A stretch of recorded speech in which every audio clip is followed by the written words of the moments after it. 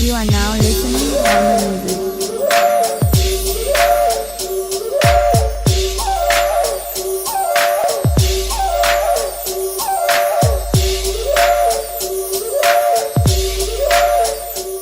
Gracias, Will, y muchas gracias a las personas que nos acompañan a través del video y que tal vez luego nos pueden ver con las grabaciones. Sí, preparé un pequeño texto, pero un poco para dar una introducción y contexto al texto.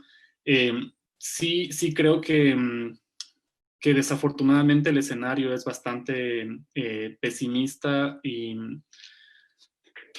cansón. No sé cómo tratar de describir la situación actual, que creo que cansa inclusive en reclamar la situación de la sociedad ecuatoriana ahorita, porque yo no veo ni siquiera un interés por escuchar, no veo un interés ni siquiera por reaccionar por parte de las autoridades. Entonces creo que más bien, y eso enfatizo en la segunda parte del texto que voy a leer en un ratito, creo que ahorita lo que debe concentrarnos la energía es en saber cómo reaccionar, porque ya Andrea lo está mostrando y creo que es demasiado evidente con lo que está pasando, ¿no? Y si uno no quiere confiar en los números, que uno debería confiar en los números, es cuestión de ver lo que está pasando en nuestras ciudades. Entonces, yo he perdido completamente la esperanza en que exista una reacción sensata por parte de las autoridades. Eh, no tengo ni la más mínima expectativa. Eso para mí es... antes, yo hace 2, 3 meses, y ahora que me hacías de acuerdo, yo tenía la expectativa de que ellos van a dislocar el debate y volver esto en una conversación absolutamente política.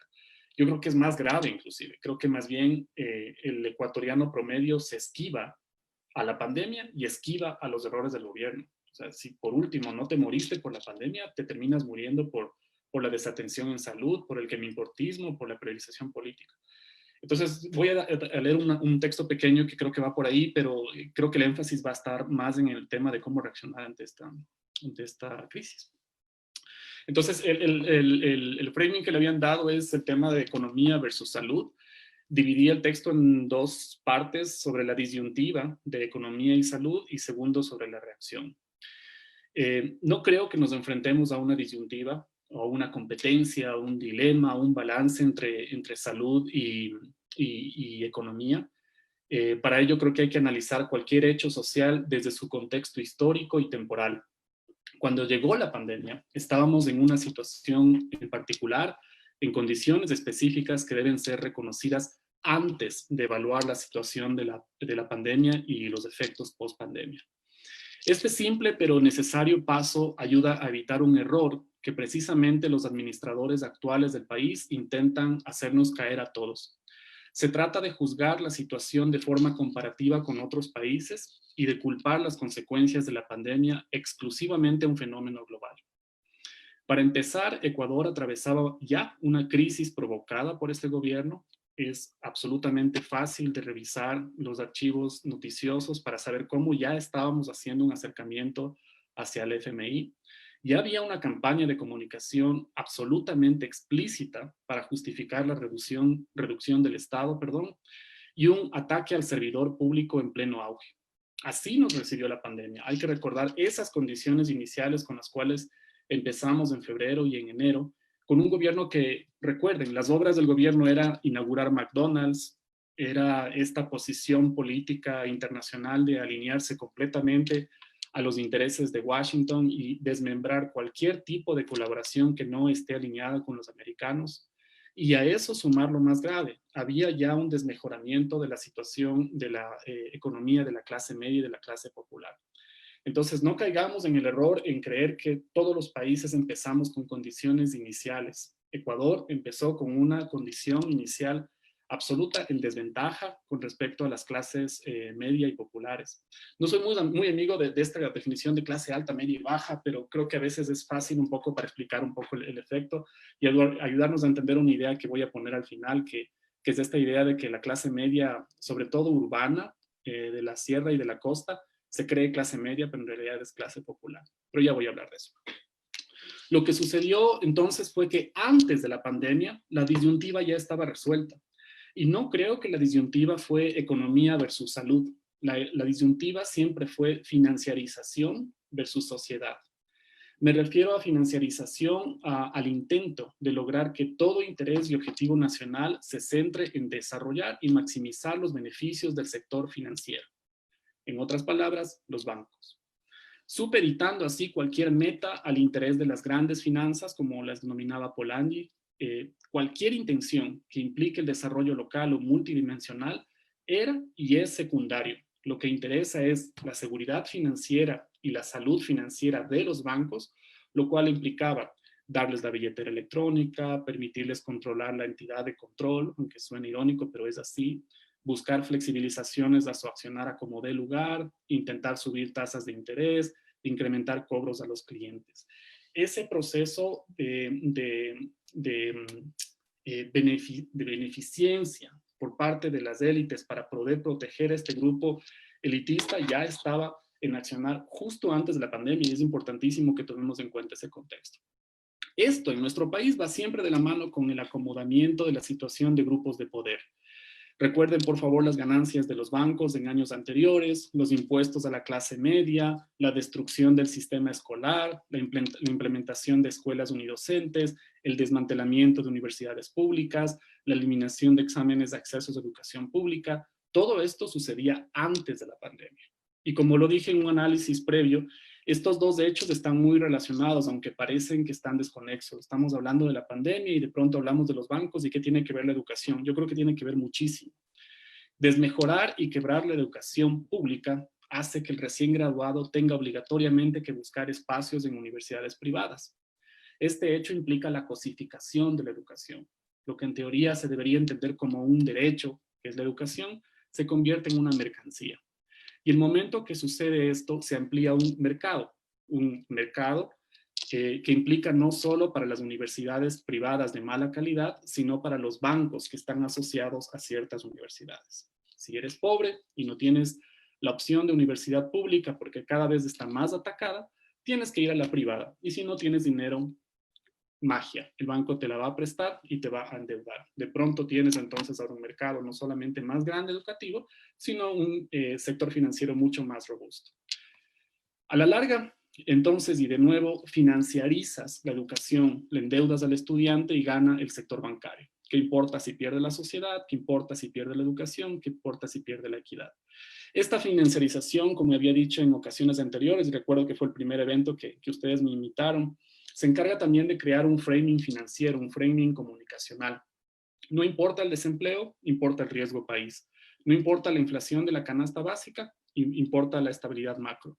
No importa que la clase popular y media no coma, lo que importa es el equilibrio fiscal.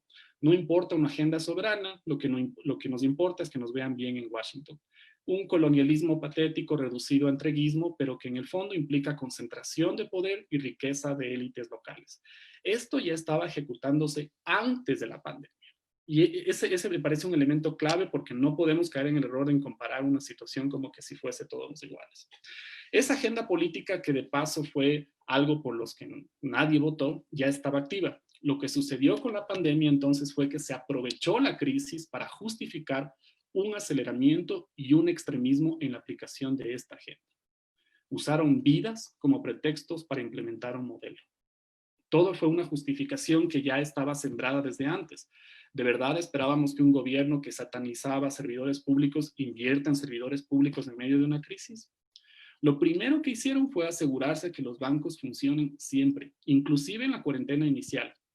Luego fue una reacción en cadena que solo ha demostrado torpeza, desconocimiento y lo que perfectamente estábamos viendo en la presentación anterior de Andrea, que lo expone de forma muy clara y eficaz. Ni siquiera en la administración de datos hemos sido capaces de mostrar nuestra propia realidad. Yo creo y pienso maliciosamente, y quizás peco de eso, creo que eso ha sido absolutamente intencional. Estoy haciendo un análisis comparativo de la reacción de la pandemia entre Brasil, Estados Unidos y Ecuador. Es muy curioso no solo a nivel discursivo, sino el ataque a sistemas básicos de información. Explícitamente Bolsonaro, explícitamente Trump e implícitamente Moreno lo que han hecho es testear menos, porque saben que si testean más, se van a revelar las peores condiciones de salud de los países. Y eso sucede en especial en países conservadores y los que yo considero que son de extrema derecha, como los 3 que estoy mencionando. Pero bueno, entonces a manera de esta contextualización inicial, creo que hay 3 conclusiones que quiero resaltar. No hay una disyuntiva entre economía y salud. Hay una disyuntiva entre financiarización versus sociedad, que de paso esa disyuntiva fue decidida antes de la pandemia. Segundo, no es una competencia entre la financiarización y la sociedad, es una absorción. El interés financiero coopta los intereses sociales, inclusive en medio de una pandemia. Y tercero, esta absorción no es ni pasiva ni silenciosa. Es silenciosa, es ruidosa y violenta. ¿Qué quiere decir?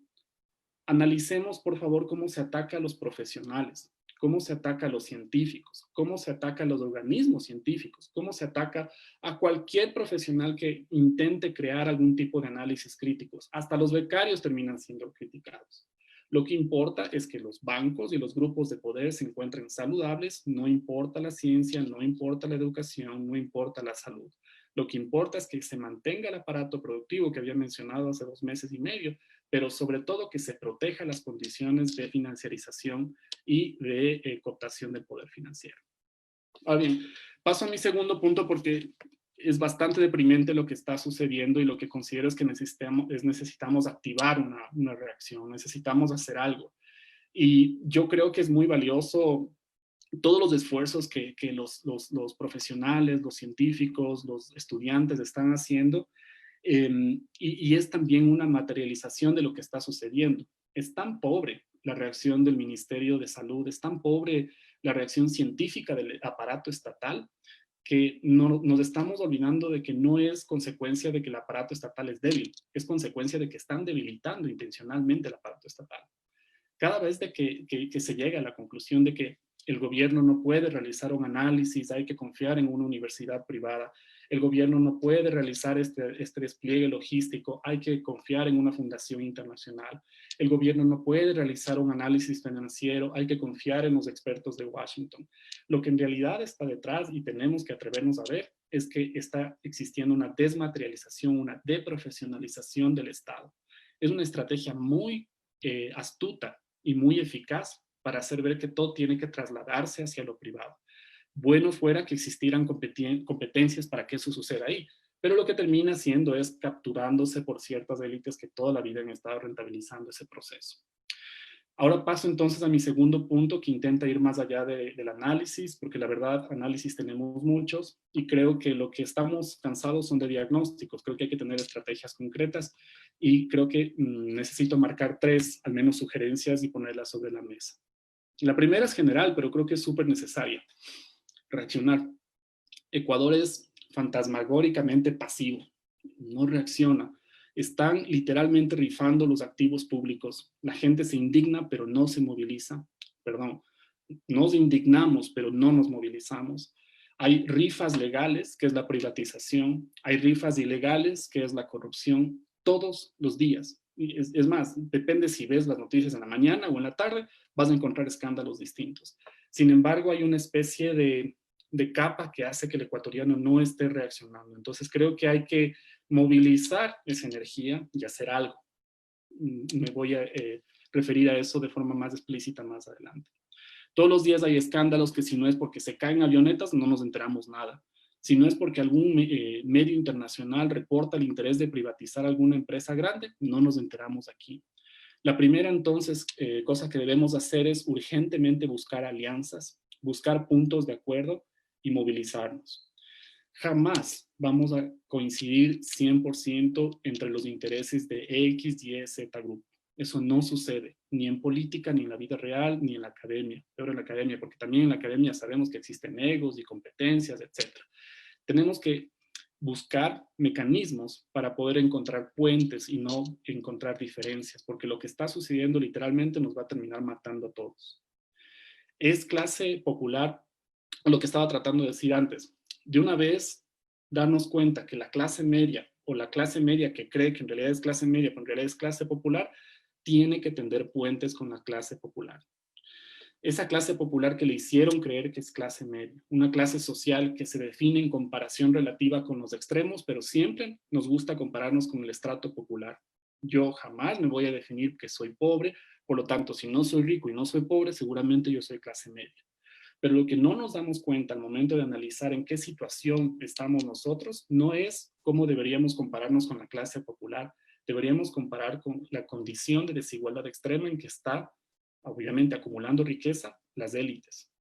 Si es que yo gano 500, 600 dólares, uno ya se considera clase media, pero no se da cuenta que el estrato elitista de este país en ciertos casos gana 3 o 4 millones de dólares al mes. Comparen, por favor, las ganancias que existen en los bancos año tras año y comparen lo que gana en promedio un trabajador ecuatoriano, inclusive antes de la crisis. Después de la crisis va a ser mucho peor. La clase media no es clase media en el Ecuador, la clase media es clase popular. El momento que se llegue a dar cuenta de ese tipo de condición y aparte de la vulnerabilidad post pandemia, tiene que darse cuenta que tiene que hacer alianzas con quienes tienen intereses en común, y ese interés común es las clases sociales que sean más alineadas a sus condiciones. Entonces, esa movilización tiene que empezar por ahí, por darnos cuenta en qué tan grave es la condición de desigualdad en el país. Esa es una primera estrategia que tal vez la dejo solamente sobre la mesa. La segunda, creo que hay que profesionalizar el debate público. Acá este tema es bastante complejo porque, como les decía, hay una intención muy explícita por afectar todo tipo de argumento científico que venga desde el Estado. No es que no existe, sino que se opaca, se calla la boca de cualquier persona que quiera decirlo desde el Estado. ¿Por qué? Porque el interés es ese, es privatizar inclusive las ideas. Entonces, la reacción obvia que estoy diciendo es, debemos volver a volver científico el debate. Pero ahí hay un error y hay un problema también, que no caigamos en la tentación de creer que la cientificación o la tecnicalidad del debate político se centre en la cuestión económica. Y ahí creo que ustedes tuvieron un acierto muy grande en marcar esta discusión, decir con la economía o la salud. Sí, ese es el debate, pero hay que tomar en cuenta que devolver el debate científico a la opinión pública significa darle más peso a los científicos. Y cuando hablo de científicos, no estoy hablando jamás en primer lugar de los economistas. Estoy hablando de epidemiólogos, estoy hablando de físicos, de químicos, de ambientalistas, de todas las personas que han trabajado en sectores humanistas, de antropólogos, de qué sé yo, de politólogos. Hay que diversificar el proceso de cientificación en el Ecuador. ¿Por qué? Porque si es que repriorizamos nuevamente el poder financiero, estamos jugando precisamente en la misma agenda que ellos están buscando, que hay que reducir el déficit fiscal. No me importa si Quito está muriendo la gente en las calles. Hay que reducir, qué sé yo, el porcentaje de deuda. No me interesa si literalmente ni siquiera podemos contar a nuestros muertos. Entonces creo que esa segunda estrategia va en el sentido de reprofesionalizar el debate y diversificar sobre todo, darnos cuenta que la economía tiene que aportar, pero la economía es eso, una parte de ese proceso de reprofesionalización. Y el tercero es más general y creo que de hecho ustedes están haciendo un gran rol y les quiero felicitar, es lo que de nuevo que había mencionado varias veces, hay que desconcentrar la comunicación. La estrategia normalmente funciona concentrando poderes económicos y financieros con poderes mediáticos. O sea, no voy a hablar de algo que está recontra que analizado, escrito y obvio en nuestro país. O sea, no hay que tener dos dedos de frente para no darse cuenta que hay agendas coordinadas. Y la salida está ahí, está en crear espacios como este, en conversar con la gente común y corriente, en descentralizarle, en cuando uno se dé cuenta que está muy contaminado de estar viendo siempre las mismas noticias que son tan obvias de estar encuadradas, que le ayudemos a diversificar y que escuche otras voces. Ni siquiera que escuche nuestras voces, sino que escuche otras voces.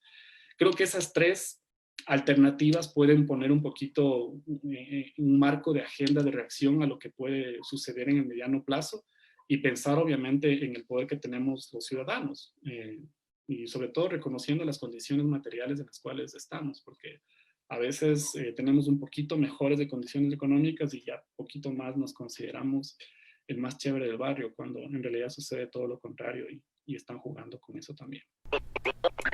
Y cómo no, eso de que el mundo está hecho de átomos. evidente, es evidente eso.